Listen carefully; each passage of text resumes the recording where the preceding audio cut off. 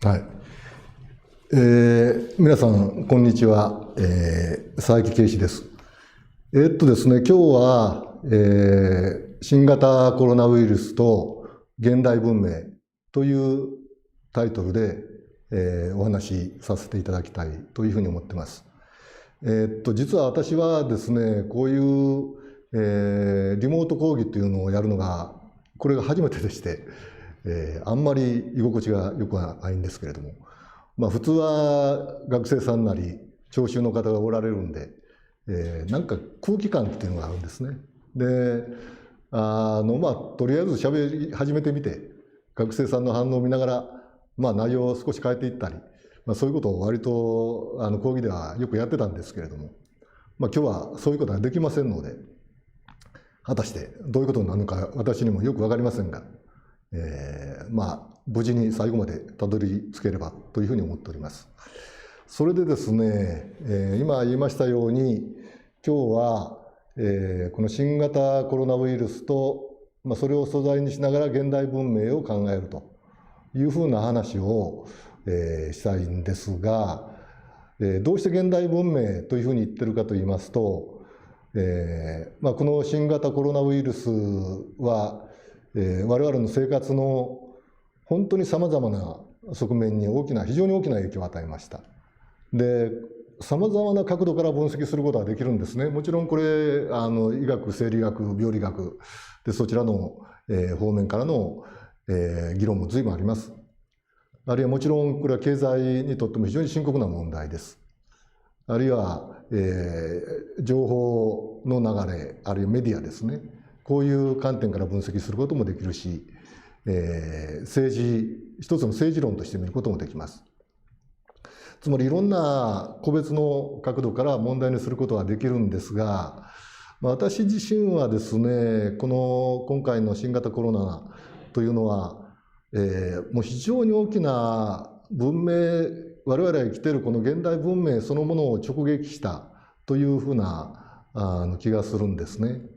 だからもちろん政治問題、経済問題、文化問題、あるいは医学の問題でそういうことは全部あるんですが、それを全部もうまとめてしまって全部ひっくるめて、現代文明の在り方に対する、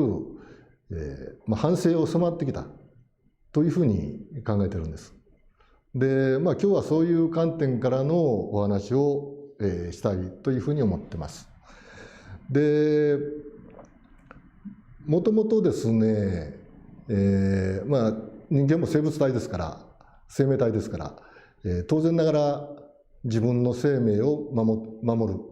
で、生存を維持する。で、これが、人間に限らずおそらくあらゆる、生き物の、根本的な宿命といいますかね、基本的な、目標といいますかね、でしょうね。で、その場合に人類に対する、脅威、生命の脅威というのは、ざっと言うと次の4つがあったというふうに思ってます。一つはですね、飢餓、それからその次に戦争、戦いですね、それから自然災害、でそれから感染症。で、この4つが人間の生命、生存を脅かす、非常に重要な問題でしょうね。で、おそらくこの4つの人間の生存を脅かすものに対して人間はさまざまな、工夫をし制度を作り、つまり簡単に言えば文明というものを作ってきたというふうに理解していいだろうと思います。で、非常にあっさりとですね、あんまり細かい議論は別にしてざっくりと言ってしまうとですね、飢餓を克服するために人間は、経済を拡張してきた。生産性を上げ、で、食料その他の生産物を確保し、で、さらにそれを拡大していく。つまり簡単に言えば経済成長、経済というものを発展させようとした。で、それから2つ目に、戦争の脅威を回避するために、人間はさまざまな政治制度を作り上げてきた。代表的なのは国家ですね。でそれから国家が発展していって、さまざまな政治的な理念、自由や民主主義の政治制度で、そういうふうなものも作り上げてきた。でそれによって人間の争いを回避できるんではないかというふうに考えてきた。で3番目に自然災害について言いますと、自然災害を克服するために、人間はさまざまな科学を作り上げてきて、科学や技術を作り上げてきて、その科学技術でもって、自然を支配できる、管理できる、そういうふうに試みてきましたね。で最後が感染症です。で感染症に関して言うと、こういう疫病感染症を克服するために人間は医学、生理学、病理学、そういうふうな、学問を作り上げてきました。で問題はですね、それで、全てがうまくいくかというと、どうもうまくいっていないんです。こういうふうなものを作り上げてきた、これは文明というふうに言っていいんでしょうが、その文明が高度化すれば、じゃあ先ほどの人間の生存を脅かすようなものが克服できたかというと、なかなかそうはいきません。でどうも経済が発展した、市場経済がかなり発展しました。だけどじゃあ飢餓は克服されたかというと、世界全体の富の総量で言えばそれはもうほとんど飢餓は問題にならないんですが、逆に市場経済が貧富の差を拡大する、あるいは雇用を非常に不安定化する。だから非常に豊かな中で、飢餓とは言わないけれども生存を脅かされる人たちが出てきてしまうんですね。で、一つそういうことがあります。でそれから戦争について言っても、これは国家ができましたが、国家は国内の内乱はある程度収めたかもしれないけれども、しかし国家間の戦争が逆に起きます。で現代の自由や民主主義の政治体制になれば世の中が平和になるかというと、これはもちろんそんなことは言えませんね。で今の現代のアメリカを見ても、アメリカの国内では非常に激しい対立があり、時には暴動が起きたりします。だからこれもそう簡単に戦争を克服できたとは言えない。で3番目に、科学技術の展開が、自然災害を克服できたかというと、これももちろん簡単にそうは言えません。で東北、日本の場合東北大震災の事例を見ても明らかだし、で逆にさらにですね、あの時に福島の原発の事故が大変な大きな災害をもたらしました。だから、自然災害と何か一体になった形で人為的に人間が作り出したものがもっと大きな災害を引き起こすというふうなことにもなってるんですね。で4番目の感染症についても、これもあれこれ言うまでもありません。今回の新型コロナも、その大きな事例なんですね。で人間は医学は随分発達して、で感染症予防やら、ワクチンやらが作られてくる。でしかしそうするとウイルスの方も、変異してより強力なウイルスが出てきてしまう、いたちごっこになってしまっている。これが現状ですね。でそういうことを考えますと、現代文明が果たして、人間の生存の脅威になるような4つの要因を克服できたかというと、それはまずノーというふうに言わざるを得ない。でちょっとそのことをまず前提に、考えてみたいんです。でそれで、先ほどから人間の基本的な脅威というのは自分たちの生存生命が脅かされる、生きることそのものが脅かされる、それが出発点だ。でそこから文明が始まったというような話をしましたが、これ明らかに現代文明はもうその生存生命を脅かされるというふうなレベルを越してしまって、非常に高度に展開しています。でもし人間が生存生命だけを安定させるならば、自給自足でいいんですね。でそれからそんな民主主義だとかなんとかそういう難しいこと言わないで、なんかちょっと経験の積んだ長老を中心にして、村がまとまって、で集落が出来上がって、で物事がなんとなくうまく解決していけばそれでいいわけです。で自然科学なんていうふうなものも必ずしもそこまでいかなくっても、それなりに神に祈りを捧げて、それで宗教的な儀式でもって人間が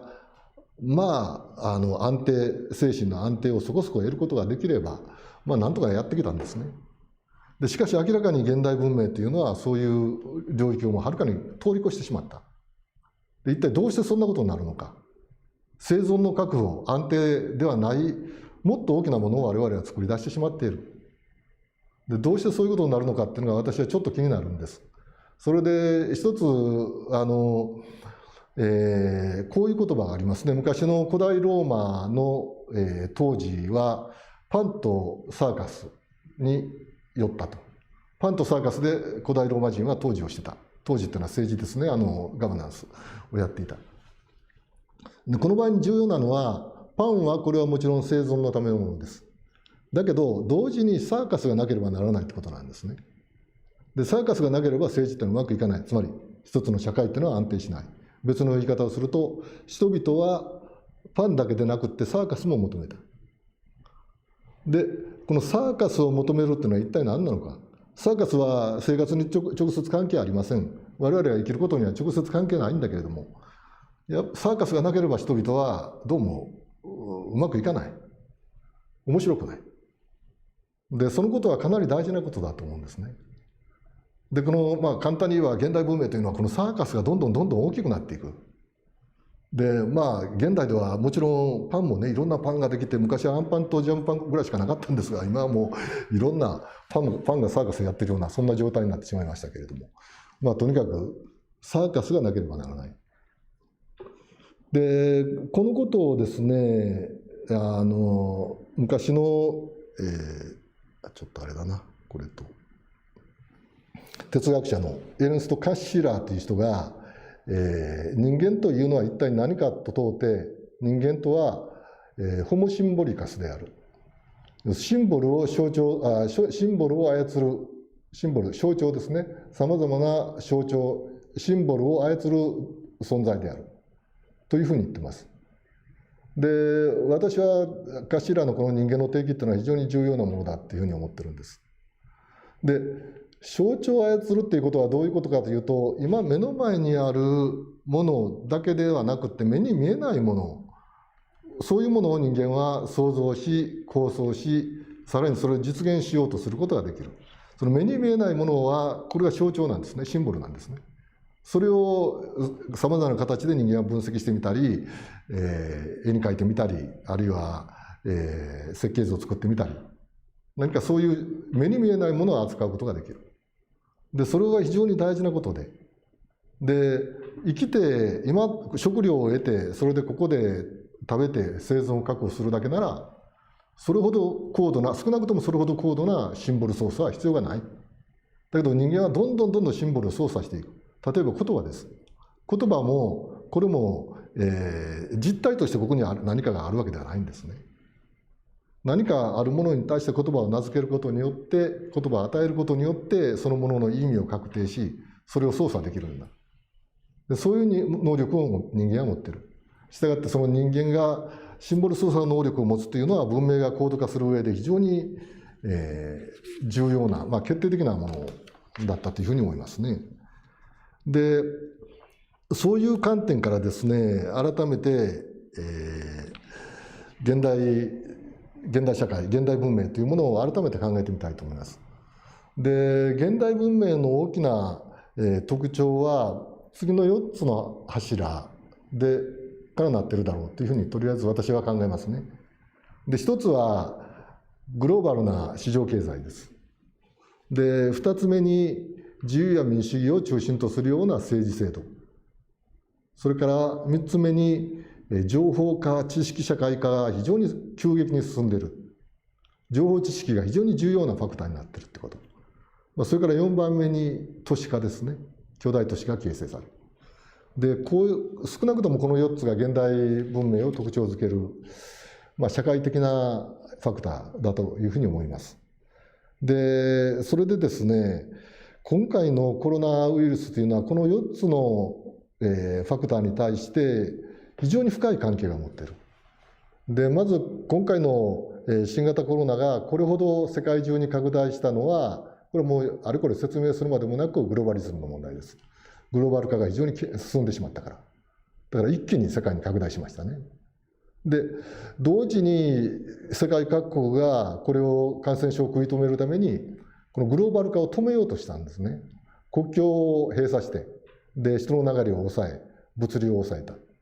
らグローバル化を止めることによって世界経済が一気に悪化したんです。まあ、世界経済だけではありません。各国経済が全部悪化したんです。まあ、日本ももちろん言うまでもないですね。だから、このコロナウイルスというのはグローバル化に対して非常に、深い関係を持つという意味は、グローバル化がこの世界的パンデミックを引き起こした原因であり、さらにこのコロナがグローバリズムに対して非常に強い、強力な打撃を与えたということです。それから2つ目に、自由や民主主義を中心とするような政治。で、これもグローバリズム、すみません、新型コロナと非常に関係していて、どうも我々のこの数ヶ月の混乱ですね、自粛要請を政府が出すの出さないの。で、世論は出してくれというふうに言ってみたり、いや、まだ出すなと言ってみたりですね。で、あるいは経済が悪化したら自粛要請いつまでやってるんだっていうような話をしてみたり、で、またコロナが増えてきたら、どうして政府は何もしないんだっていう、そういう世論が非常に変動するんですよね。で、この世論の動揺、で、これが現代の政治を非常に複雑にしてます。で、政権担当者からすれば非常にやりにくいでしょうね。で、その間にメディアが介在して、メディアの立場もどうもはっきりと立場が決まりません。で、まあそれはある程度やむを得ないことです。状況が常に変わってきますから、もう最初から最後まで一貫した立場っていうのは誰も取れないでしょう。しかし、いずれにしてもこのメディアを介して、政治、それから世論が非常に不安定な動きをする。で、これは現代の今回のコロナの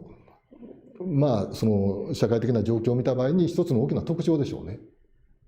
で、それが人々の不安心理をますます高めていって、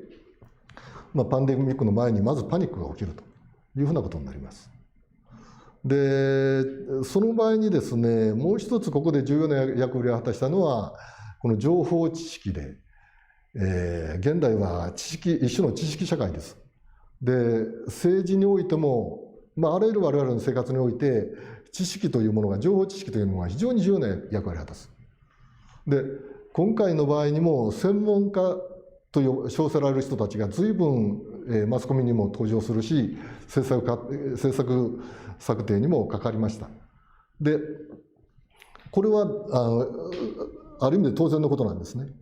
で、現代の政治というのは政策決定をする場合に、何らかの形で専門家に諮問します。あるいは専門家のアドバイスを当然取り入れます。だから、そういう専門知識を持った専門家が登場するというのは当然なんです。で、ところがですね、実はその専門家の登場が話をかなりややこしくしてしまったんですね。で、現代社会というのは非常に複雑な社会です。で、複雑な社会ですから当然さまざまな専門分野に分化していくんですね。知識が分化していきます。で、知識が分化していくと、それぞれのかなり狭い範囲の専門家は、その狭い範囲については自分の意見を持つといいますかね、それなりの科学的知見を持つでしょう。で、しかし、コロナの問題は、これもっと大きな問題なんですね。で、医学の、あるいは疫学的な領域で言っても、人間の体で一体何が起こっているのかよくわからない。で、人によっても状況が違う。あるいは病院の状況もまた病院によってかなりバラバラになっています。だから、ほんの狭い専門的な話をして、コロナの状況に対して全体的なアドバイスができるかっていうと、それはできないんですね。できないのが当たり前です。おまけに、この専門家の間でもかなり見方が異なってきます。ほんの立場が近いば、このコロナについての評価も変わってきます。これ大変だ、えらく深刻な問題だという先生もおられれば、いや、そんなことないんだと、こんなインフルエンザの方が大変なんだっていうふうなことをおっしゃる人もいるんですね。で、こうなると、ますます何が真実かわからなくなってくる。で、メディアもそれに振り回される。世論も振り回される。でこれはですね、ウルリヒ・ベックっていうドイツの哲学者がリスク社会っていう本を書いて、こういうふうなことを言ってるんですね。現代社会では専門家が必要なんだと。しかし専門家が出てくることによってかえってリスクがおかしくなってしまう、分からなくなってしまう。で専門家によって意見が大体違いますから、そんなに見事に一致しませんから、そうすると何が本当のことかよく分からなくなって、ますます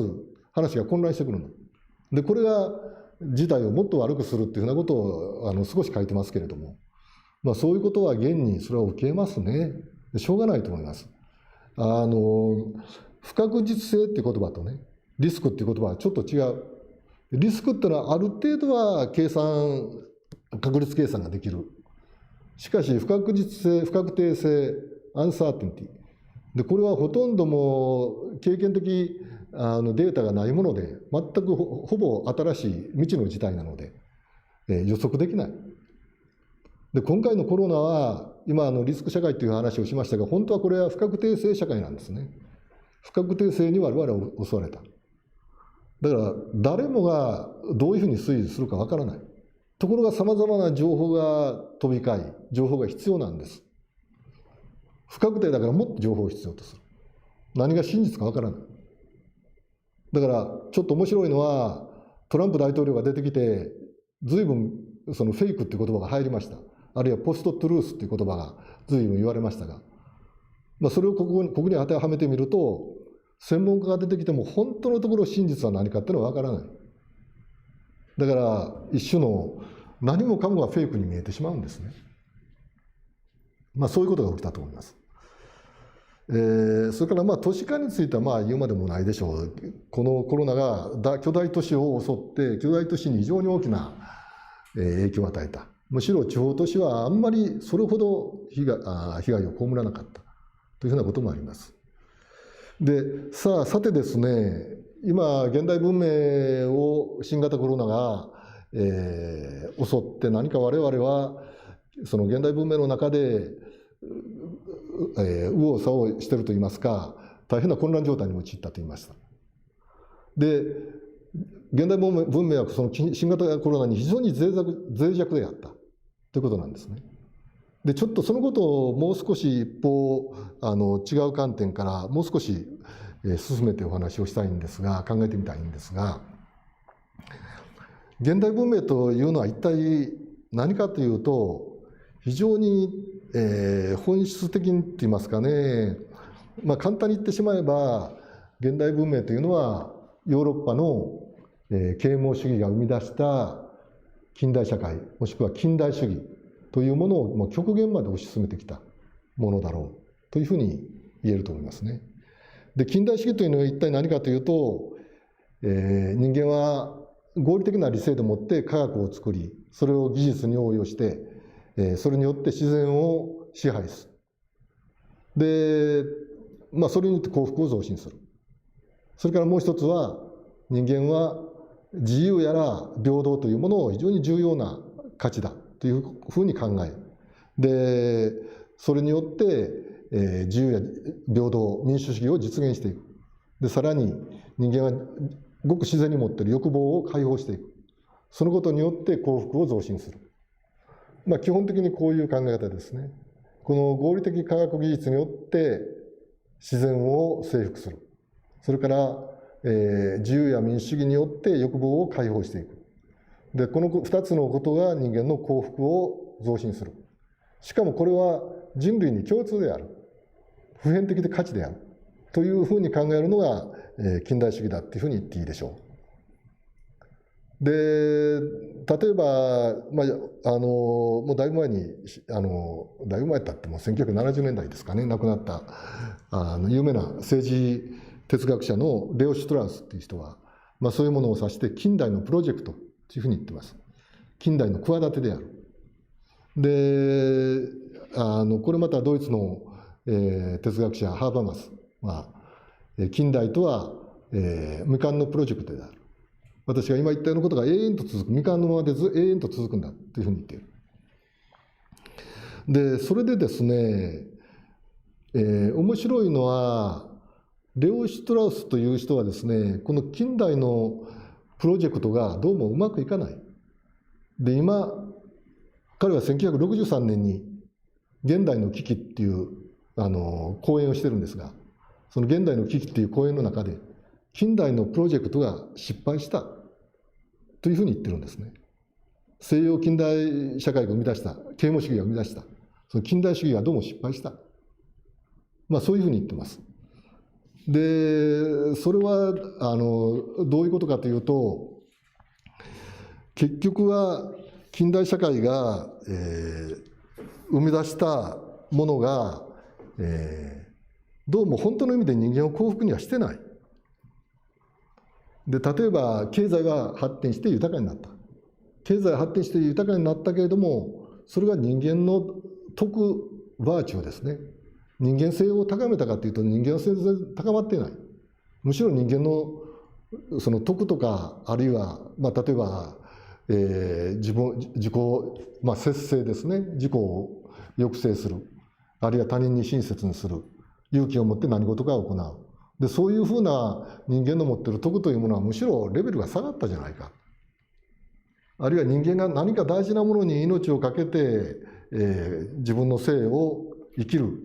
ということを、組み立てる。なんかそういう意味での重要なものを人間は見失ったんじゃないか。そういうようなことを言ってますね。で、経済発展にしてもですね、経済を豊かにする。それから人間はもっと自由であったり、平等であったりしたい。欲望を解放したい。というのは、これはですね、もともと、例えばヨーロッパの前近代社会は、封建社会であり、それから絶対王政です。で、それから教会が支配している。で、そういうふうな絶対王政とか、キリスト教の教会支配体制があって、つまりそれは人間の自由に対する抑圧なんですね。で、人間は階層社会で一部の貴族やブルジョワしか富を持ってない。で、そういう社会に対する反抗なんです。反発として、経済は豊かになり、産業革命によって経済を豊かにし、人間は自由や民主主義を実現し、欲望を解放しよう。で、これは例えば近代の市民革命とかそういうものは、この絶対王政に対する反抗だったんですね。で、これが何か敵がいて、敵に対して反抗しているときにはこういうものは非常に強い力を持つんだけれども、敵が消えてしまうと、ある程度実現してしまうと、あんまり重要な価値ではなくなってしまうんです。ただ、だらだらその状態が続いていく。経済発展は別に悪くない。悪くないから別に誰もそれストップしようとしないけれども、何が何でも何かそれが決定的な価値か、命がけで守らなければならない価値かというとどうもそうも言えない。で、自由や民主主義も同じようなもんなんですね。で、人間が自由になった民主主義が実現した。じゃあそれで先ほどの言ったような人間性が本当に高まり、人間の徳が上昇したかというと、徳がもっと高いレベルに、移行したかというと、どうもそうは言えない。で、そういうことを指してレオ・シュトラウスは、近代のプロジェクトは失敗したというふうなことを言ってる。で、これはかなり重要な問題だと思います。で、実はそこから、こういう今の経済発展、それから自由民主主義というのは、何が何でも実現すべき価値ではなくなってしまっている。ある程度現に実現してしまった。だけどそれを否定するほどのものではない。だからそれがだらだらと永遠に続いていく。つまり、経済の方で言うと、こうして、無限の拡張運動というものができてしまう。それに反対する理由はない。だけど本当に経済がもう無限に拡大していって、我々はそれほど富を必要とするのか。現代我々が持っている富をもっとこれ2倍にしたいのか3倍にしたいのか必死に働いて、でそんなにこれ命がけでこの富を拡大したいのかって言われると誰もそうは思ってないでしょ。だから一種の自動拡張運動の中に我々は入り込んでしまってるんですね。これが現代の一つの厄介な問題だというふうに思います。で、ついでに言うと、先ほどのレオ・シュトラウスはそういうことをまとめて、結局今起きている現代の危機というのは、西洋がですね、西洋社会が自ら作り出してきて、自ら目的としたものに対して、もう確信を持てなくなってしまった。で、先ほどの経済を豊かにして、自由民主主義にして、欲望を解放すれば人間は幸せになる。しかもそれは普遍的だから世界中が幸せになる。というふうな、そんなもう目的を持てなくなってしまった。しかしそれに変わるようなものも何もない。で、そこに現代の危機があるという、そういうまとめ方をしてますが、私自身はそれにかなり共感を覚えます。で、ついでに言いますとですね、ちょっと似たようなことを、哲学者のハイデガーはこういうふうに言いますね。これはどこにあるのかな。現代文明の大きな特徴は彼は3つ挙げてるんです。一つは算定、つまり予測可能性、計量できること、数値で表すことができる、計量可能性、算定。それから2つ目が迅速さ、できるだけ物事を早くする。それから3番目に大衆性。この3つを現代文明の特徴として挙げてる。で、これもなかなか納得できることだと思うんですけどね。で、例えば迅速さというものを算定可能、つまり予測可能な領域に置き換えてしまうと、これはある種の成果主義とか効率至上主義とか、そういうふうなものになりますね。生産性至上主義とか。できるだけ物事を早くして、それをできるだけしかも、計測する、計量できる。で、そこに生産性、効率性という発想が出てくる。それからこの迅速さを、すいません、この大衆性というものを計測可能で目に見えるようにする。で、こういうものは現代の政治で随分行われていて、例えば安倍さんの支持率は今何%だ。で、これは一種の世論形成なんですね。で、こういうことに憲法改正に対して今賛成は何%だ、反対は何%だ。全部その大衆的なもの、大衆の意見、人々の意見を、算定可能な、計測可能なものに変えていく。こういうことをやってる。で、ここに世論、現代の民主主義、民主政治というものがある。で、これは結構重要なことで、つまり我々はただ経済を大きくするっていうだけでなくって、そこにその算定可能な形で、しかも迅速に、しかもそれを大衆的な規模でやっていく。つまり成長率は一体どれだけだ、 GDP は一体どれだけ増えたんだ、日本と中国は一体 GDP がどれだけ違うんだ。で、こういう全部計測性ですね、計測性、計測することによって、予測可能性を高めていく。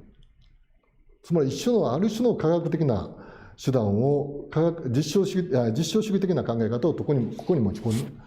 込んでるんです。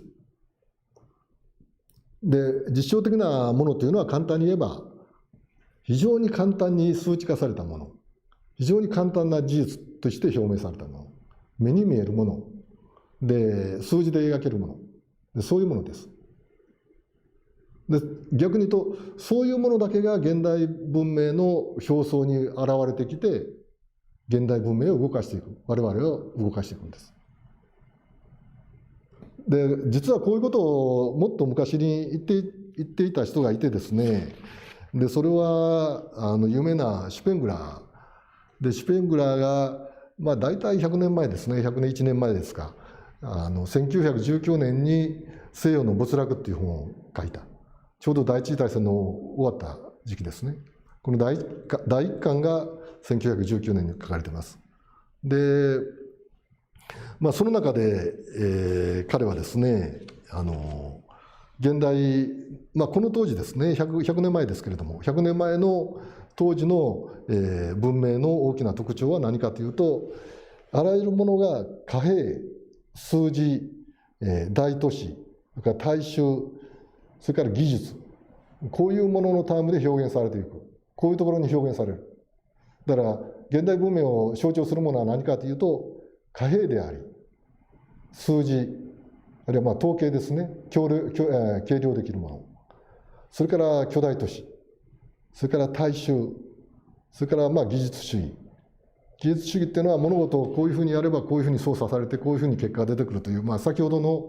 ハイデガーで言えば算定できるものですね。予測可能なもの。で、こういうふうなものに彼は現代文明の特徴を見ていて、で、それは、まさに我々のこの時代まで続いているものでしょうね。さて、そういうふうに考えるとですね、今の、ハイデガーやら、それから、シュペングラー、それから先ほどのレオ・シュトラウスの見解などを総合して言えば、今我々の前に広がっているこの現代文明は、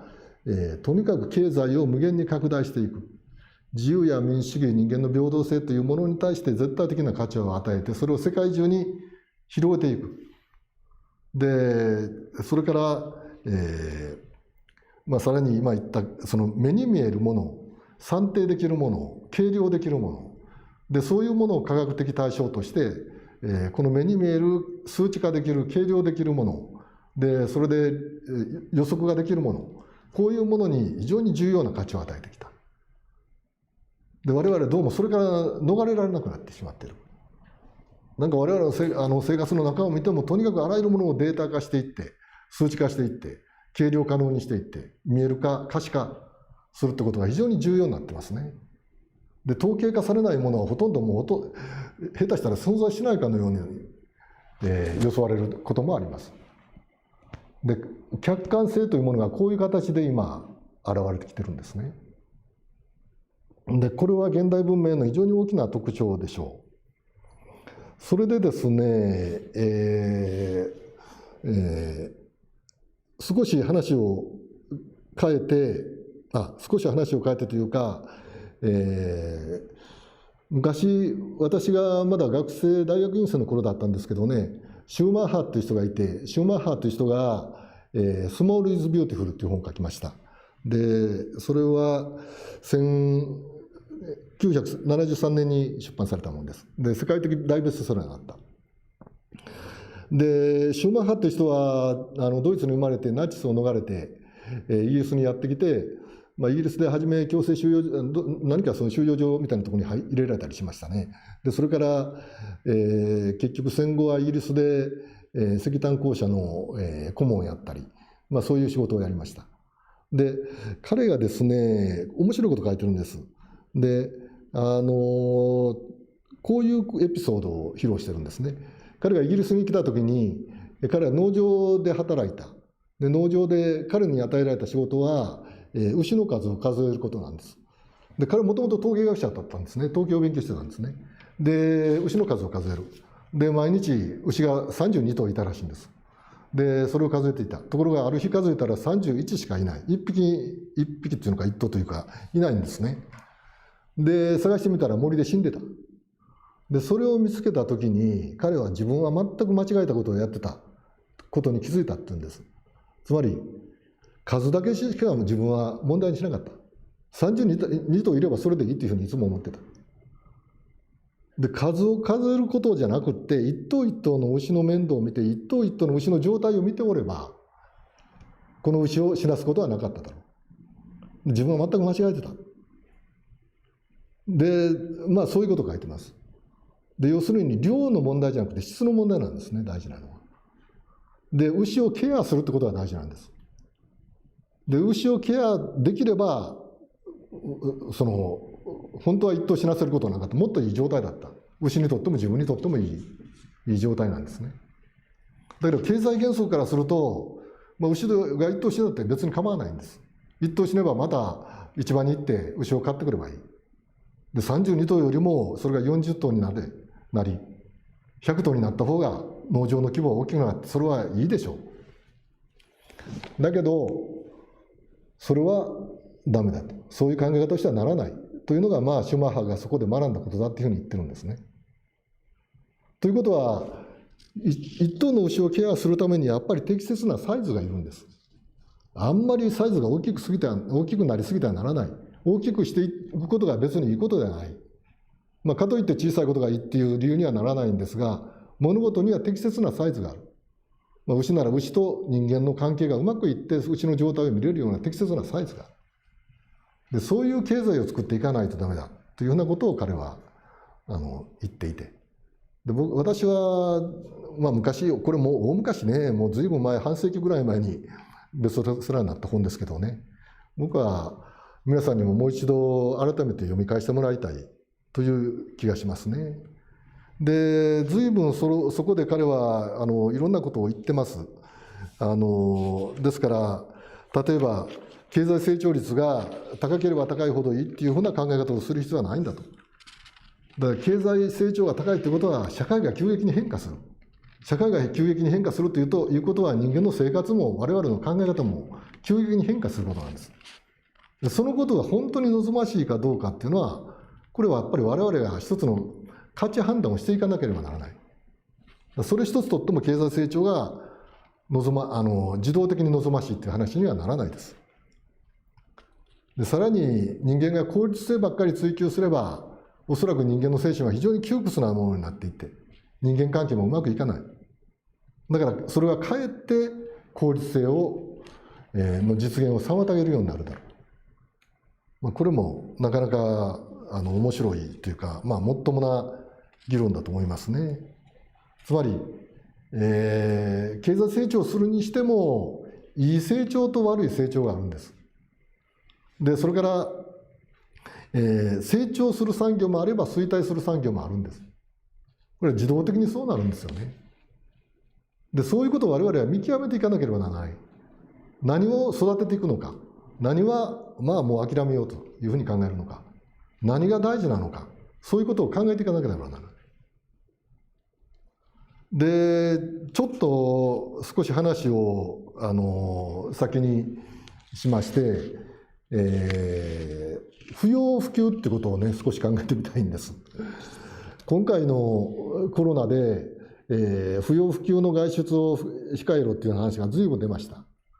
で不要不急ってのは一体何なのか。で不要不急と生命の安全が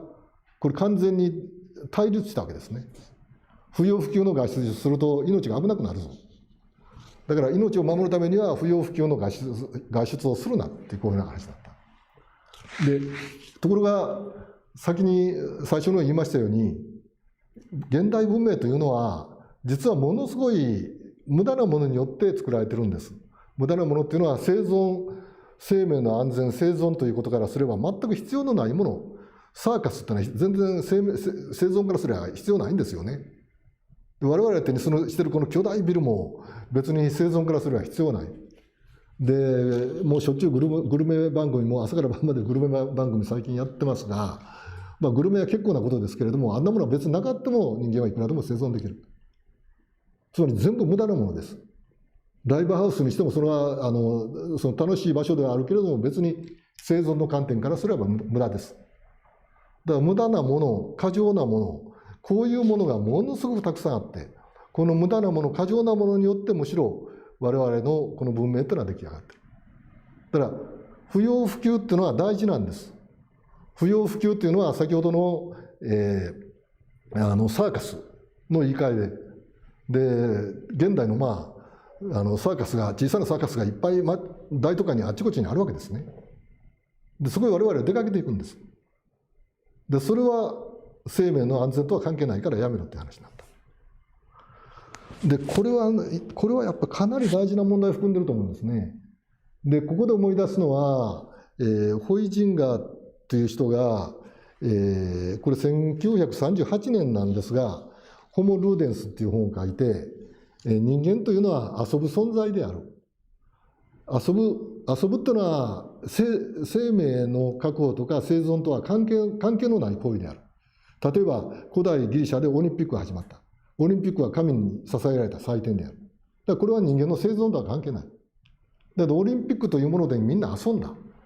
でそれも非常に神聖な遊びをした。真剣に非常に楽しんだ。でそういうところから文化が生まれてきたというのがホイジンガーの主張なんです。でその時にホイジンガーは、この遊びっていうものは実は非常に大事なもので、しかも非常にうまくやっていかないとこの遊びが崩れていってしまう。で、つまり文化というものは非常に大事なんですね。文化っていうのは一種の価値を含んでます。で、その何が本当に大事な価値か、人間にとって生きる大事な価値か、あるいは人間が楽しめる大事な価値は一体何か。で、そういうところが実は文化には含まれてるんです。で、つまり遊び方が大事なんですね。遊び方がものすごく大事だっていうふうにホイジンガーが言った。ところが、この遊び方の中に、文化の中に経済原則が入ってきたんですね。つまり、文化であるはずのものが全部金に換算されて利益が上がるかどうかになった。で、オリンピックは典型ですよね。古代ギリシャのオリンピックは本当に神に捧げられた本当に真剣な遊びであって文化だった。で、現代のオリンピックは一体それにいくら金がかかった、どれだけ金が儲かった、で、誰がその金を出すのか、で、これは市場経済でうまくいくのか、全部経済問題になっているんですね。で、そこに非常に大きな問題がある。遊びというものが生存から切り離されていて経済行為ではなかったのに、全部経済原則で利益の元に置かれてしまった。で、それはおかしい。で、そうすると遊びが衰弱していく。で、それをホイジンが文明の幼児化というふうに呼んだ。で、現代文明というのはどんどん文明が幼児化していって、本当の意味で人間が遊び方を知らなくなっている。遊び方が非常に子供っぽくなってしまった。まあそういうことなんですね。で、それで言いますと、不要不急は大事なんです。ただ不要不急にもいろんな不要不急がある。我々どんな不要不急を本当に必要とするかっていう議論をしないとダメです。例えば今日本はその災害、次にね、巨大地震がいつ来るかわからない、首都圏大地震が来るかわからない。で、そのためにはさまざまな防災設備を作らないとダメだし、避難経路も確保しないとダメだし、だけどいつ来るかわからない。いつ来るかわからないけれども、いつか来た時のために今それを本当は作っておかなければならないんです。で、これだって今ここでの生存からすれば必ずしも必要なもんじゃないです。いつ来るかわからないんですからね。で、これだってある意味で不要不急なんですね。で、あるいは商店街が、地方に商店街がありますね。で、商店街が今ほとんど疲弊してもボロボロになってます。だけどその地方にいる人たちには別にその経済の話ではなくって、あそこにやってきて、ちょっと知り合いとお話をして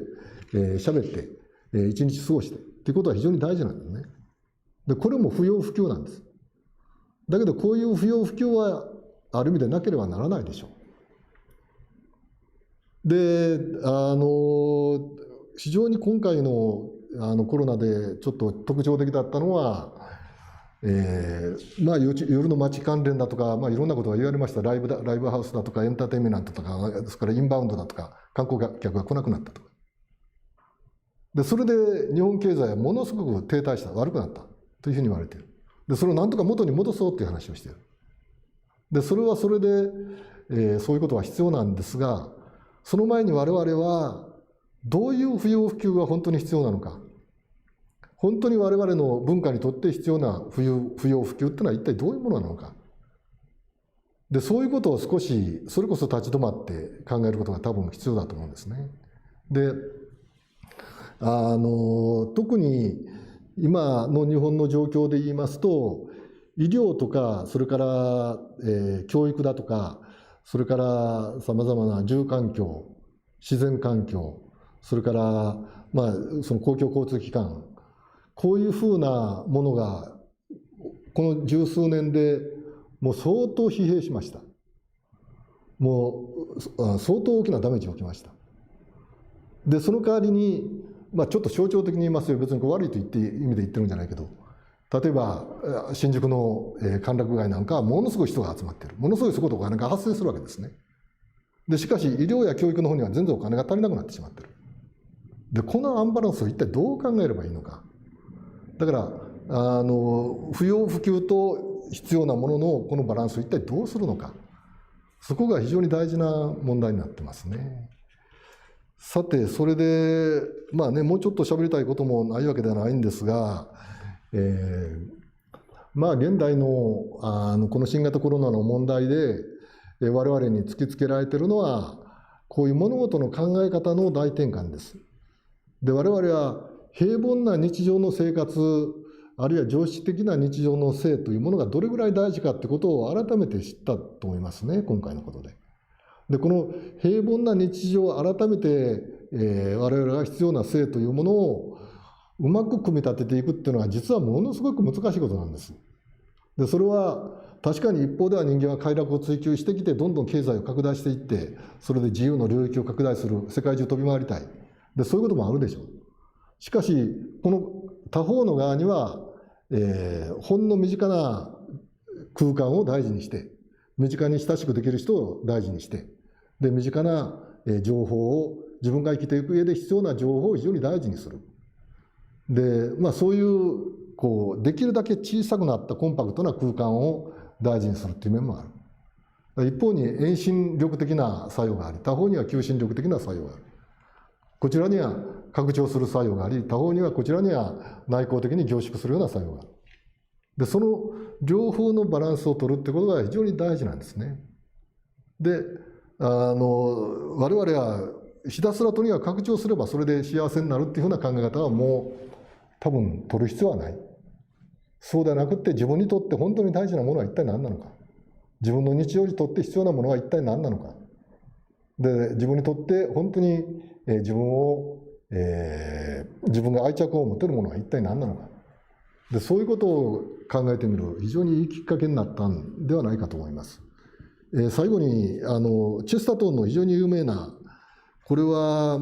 私の先生でもあったんですけれどもね、3年ほど前に自殺されました評論家の西部進さんが大好きだった言葉なんですけどね、私も非常に共感を持つ言葉なんですが、チェスタートンの言葉を引用してきます。一人の良い女、一人の良い友、一つの良い思い出、一冊の良い書物で、それがあれば人生は満足であるっていう、これが何か人間の生きる、性の原点ではないかという気が私はいたします。じゃあどうもありがとうございました。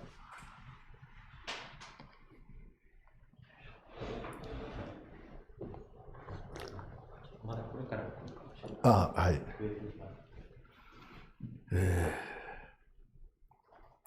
これみんな長いな。ベーシックインカム論ね。このね、ベーシックインカム論が、事実上出てしまっていて、これが続くかどうかという話が、一つ質問にありますね。で、これはね、難しいですね。僕はね、やはり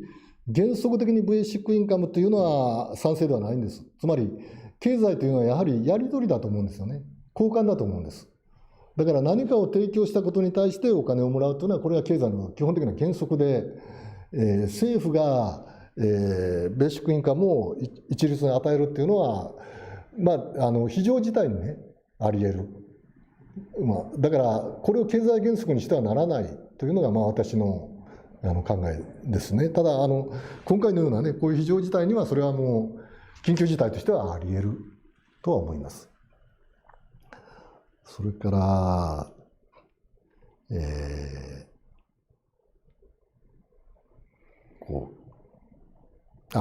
そうか。この見えない価値を一体どうすれば共有することができるのかっていう、そういう質問も来ていて、これもなかなか難しいですね。で、私が一つ言いたかったことは、現代社会では、なんか我々は見えるもの、数値になるもの、計量できるもの、データになるもの、なんかそういうものにあまりに価値を置きすぎていて、それで目に見えないものを、何か後ろに隠されているものに対して我々はどうも無関心になってるんじゃないかという気が非常に強くするんです。で、だけど人間の認識能力といいますかね、思考能力というか人間の精神というのはもっと深いもので、目に見えてるものを通して目に見えないものを見る力を人間は持ってるんですよね。あるいは人間というのはむしろ目に見えないところで何かつながってる部分というのはありますよね。例えば言葉で何か誰かに友達、友人に、知人に喋る。だけど、言葉で喋れる部分というのは非常に限界があって、我々はその言葉を通して、言葉の背後にいる、その相手の感情やら心の動きっていうのをいつも、読もうとするんです。で、それは大事なことですね。で、そういう目に見えないところで人間が持ち得るような何かが共有できるような価値というのは必ずある。で、そこにその人の人格みたいなものが現れてくるんですね。ですからこの目に見えないものを大事にする力、目に見えないものを読み解く力、読み取る力っていうものを我々はぜひ身につけなければならない。で、それは私は別にインターネットに反対しませんし、SNS に別に反対も何でもないんですが、あるいは今日こういう、画像を通したリモート講義やってますけれども、やはり人間というのは本当は顔を合わせて、顔を合わせた中で相手の心を読む。その言葉を通して相手の人柄を読む。相手の人柄、相手が一体どういう人物であるかってことを読む。で、その相手に共鳴できるのかどうか、そういうことを読む。そういう能力っていうのは非常に大事で。で、そういうことを、例えばね、日本国民が全部共有できる価値があるかって言われると、現代社会ではそれは非常に難しいです。だけどやっぱり、自分が信頼できる人が自分と同じ価値を持ってるってことは非常に嬉しいんですね。で、そういう仲間がいれば、それでいいということではないかという気がしますね。質問、ちょっと待ってくださいね。これか。いや、これね、すいません、今の最後にチェスタートンのことを言いましたが、じゃあ、先生なら一冊の書物として何を選びますかって言うんですけどね、これ案外難しいんですね。これ本当に難しいんです。ちょっと考えたこともあるんですけどね、これチェスタートンの言葉っていうのはものすごく眼蓄の深い言葉で、これ実際に一人の良き女、伴侶ですかね、とにかく何とも構いません、一人の良き異性、それから良き友達、それから書物、思い出、これを一つだけ選ぶ、一つだけを本当にこれはもう自分にかけがえのないものだっていうのを選ぶっていうのはものすごく難しいです。いっぱいいろんな似たようなものはいっぱいあるんです。レベル3ぐらいのものはいっぱいあるんだけど、レベルって一つだけ10までいくようなレベルのものとものすごく難しい。でしかもこれはあんまり人には言いたくないんです。大体自分の胸に秘めておきたいもんでね。本で言いますとね、本当に一冊選ぶことはできないんだけど、やっぱり昔青年時代、少年から青年になる頃に読んで影響を受けたものかなという気がしますね。私が一番高校生の時に一番ね、最初に読んで感動した書物というのは高校1年生かだったと思うんですけどね、ロマン・ローランのジャン・クリストフっていう本です。これものすごく当時影響を受けましたね。それからその後でマルタン・デュガールの地方家の人々っていうのを読んで、これも随分良かったですね。だからこれはその読む時もありますね。青年時代とか、あるいはそういう本を読み出した頃に読んだってこともあるのかもしれません。これは私の勝手な